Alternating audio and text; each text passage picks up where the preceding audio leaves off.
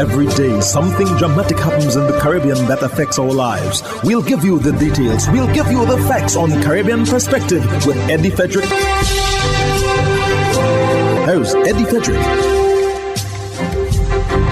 So glad you can join us. CDC placed 5 Caribbean countries on the COVID high-risk list. This story takes the lead in our 995th edition of Caribbean Perspective for Friday, November 27th, 2020. Details after this important message. The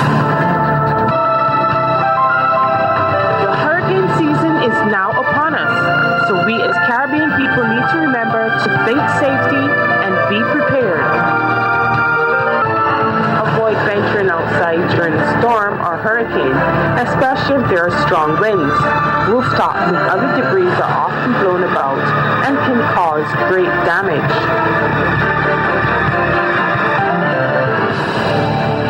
Welcome back. 5 Caribbean countries, including Jamaica and Trinidad and Tobago, were given the highest risk assessment by the U.S. Centers for Disease Control and Prevention, CDC. CDC raised the assessment of Jamaica, Trinidad and Tobago, the Bahamas, as well as Antigua and Barbuda and the Turks and Caicos Islands from level 3 to level 4, which is the highest on the risk assessment scale. As a result, the CDC is urging Americans wishing to travel to these Caribbean countries to avoid doing so, and if they have to, ensure that they take extra precautions, including testing before departure, wearing of masks, employing social distancing while traveling, among other recommendations. Meanwhile, Jamaica Monday recorded 59 new cases of COVID-19 and 1 death over the past 24 hours. The Ministry of Health and Wellness said that the new cases consist of 25 males and 34 females with ages ranging from 1 year to 87 years, and that the country's total confirmed COVID-19 cases now stand at 10,343, of which 4,443 are active. The authorities said that 4 of the new cases are contacts of confirmed cases and the other 55 are under investigation.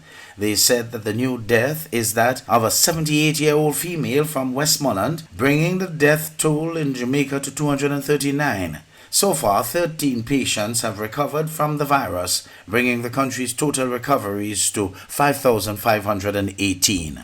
On Friday last, Trinidad and Tobago's Prime Minister Keith Rowley left on a flight for Tobago. It's also the day the entire opposition bench abstained in a vote to expand the life of the anti-gang legislation, which required the support of the United National Congress to be passed with a 3/5 majority.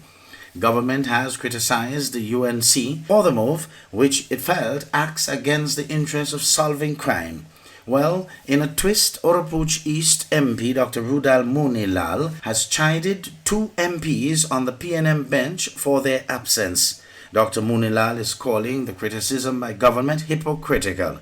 He was speaking at the UNC's virtual report in San Fernando on Monday evening. The government did not have their full complement. And who was missing?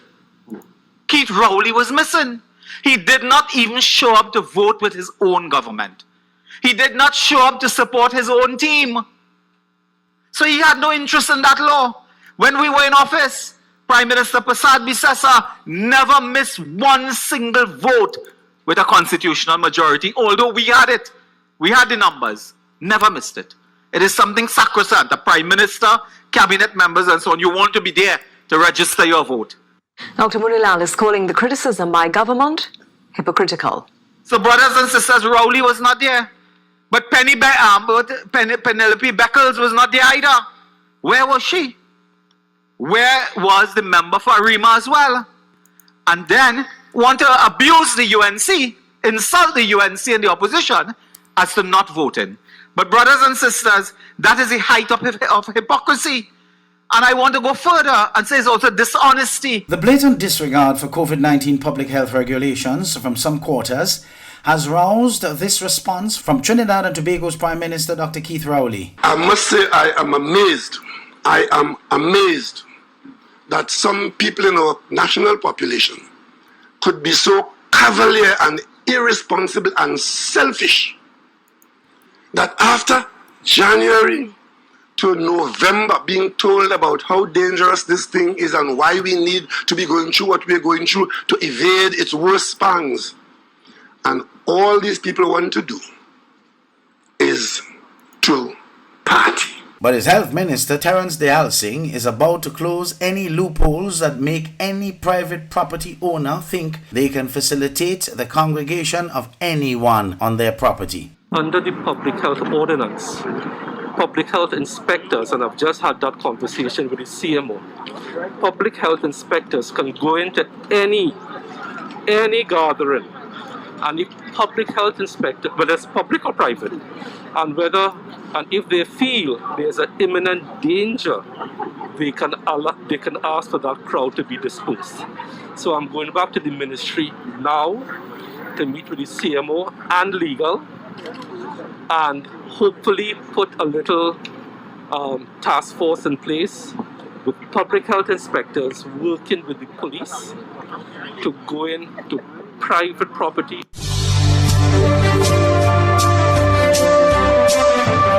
You're listening to Caribbean Perspective with Eddie Frederick.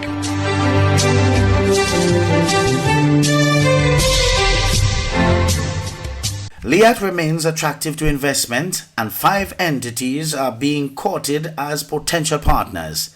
Discussions are already taking place to the point that the court-appointed administrator is seeking more time to complete the negotiations. More in this report from ABS's Andy LeBird. Several options were on the table when Cleveland Seaforth was appointed administrator to the beleaguered carrier back in July.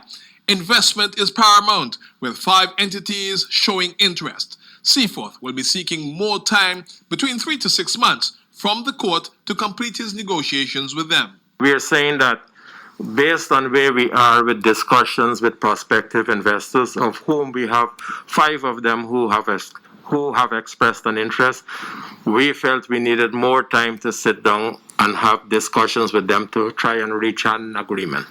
He reports that negotiations have reached to the point of discussing a memorandum of understanding with 2 of the stronger contenders, but he wants to be assured they have the necessary financial backing. Where we've sat down and gone through and discussed the topics where we would want to get involved in more discussions so they can reach an agreement with the government of Antigua. From my perspective, I'm asking at this stage to show me proof of funds. And so that is the stage where we are at the moment. Of the 5 prospects, 2 are airlines and the other 3 are private investors, eyeing a potentially rewarding venture. Seaforth says governments in the Caribbean are also maintaining interest.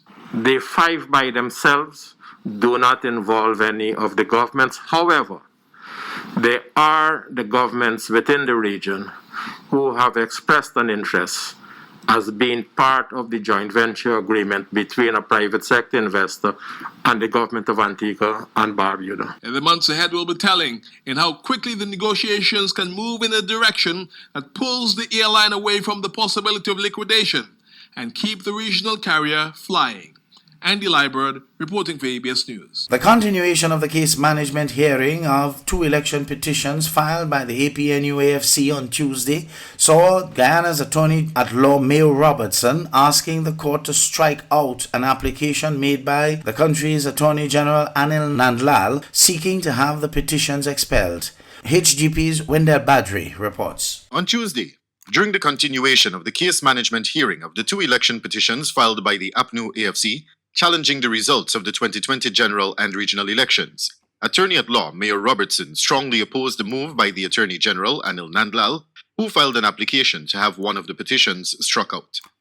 The learned Chief Justice, Madam Roxanne George, noted that the filing of the application by the Attorney General was not necessary. I really don't know why the AG filed that application, because it was an issue that was raised by the court. There was no need to file an application. Submissions alone could have been filed. She also stated to Robertson that his application could also be struck out as a result of not following the court's order as was prescribed during the last case management hearing. The feud developed and surrounded the issue of whether the former president, David Granger, is a necessary party to the hearing of the petitions, which Robertson contends. Senior counsel Douglas Mendez, representing the vice president, among others, in the election petitions matter, submitted that his team will establish that the former president is a necessary party to the matter. Further, it came to light that Granger had been served notice of the proceedings well after the stipulated time. Robertson submitted a number of reasons as to why the Attorney General's application should be struck out. The court did not grant the Attorney General permission to file an application. The order was specific. The Attorney General was granted permission to file submissions.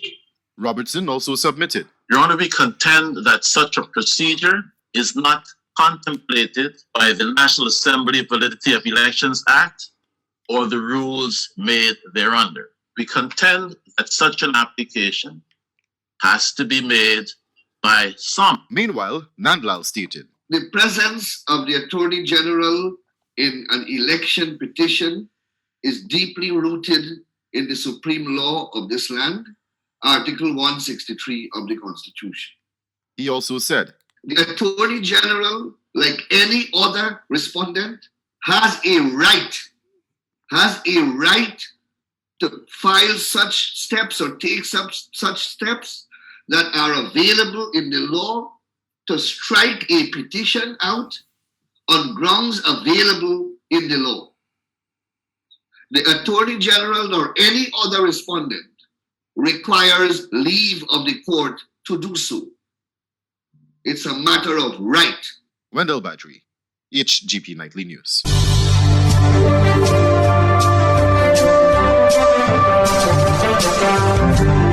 I am Eddie Frederick, wishing you a restful weekend. This has been Caribbean Perspective, a whole new approach to highlighting developments in the Caribbean. In the meantime, please continue to log on to CaribbeanPerspective.com for more daily news and more.